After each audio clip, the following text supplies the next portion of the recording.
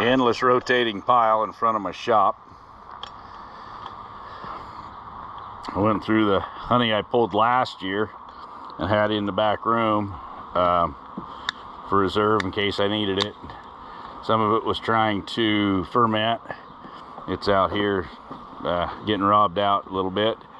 Some of it was good and went into the extraction room.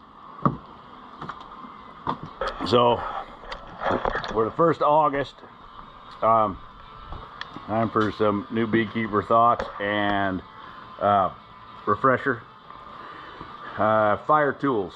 Out here in the west we are really dry, and it's going to just get drier.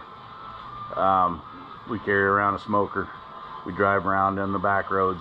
Having fire tools on your rig or close to your hives is a really good idea.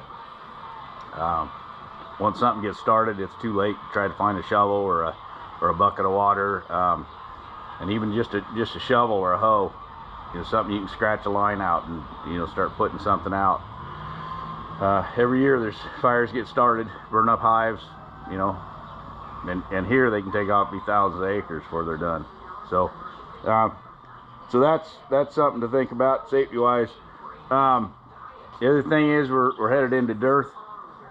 Your queens are going to back off on their laying if you don't provide them some feed, even though they have 3 or 4 frames of pollen in their box.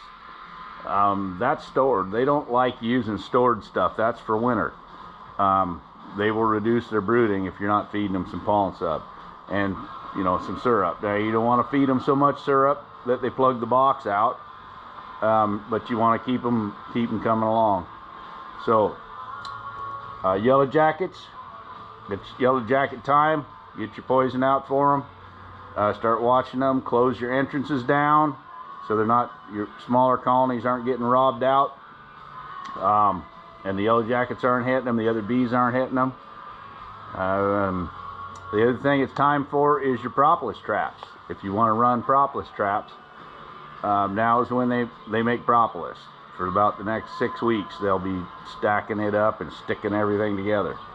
So you get your propolis traps in. They'll fill them best if you can put some light above them. Either shim up your lid a little bit, or have a lid on it that lets light in on top of the propolis trap, and they will start shoving it full of propolis. So those are my notes for this time of year. Be thinking about them, especially closing those entrances down. And water. If your bees are in a spot where they got to go a long ways for water and it's hot and dry, provide some water. I've got some that are kind of out in a deserty area. I mean, they got to go half a mile to get water, and they're going through 2 gallons a day. So, providing them water close is helpful. On that note, I'm going to try to go halibut fishing for a few days. After 2 days of pulling honey in 100-degree temperatures, I'm ready for a break. So hopefully we'll get out and catch the fish, and I get back to you guys when I get back.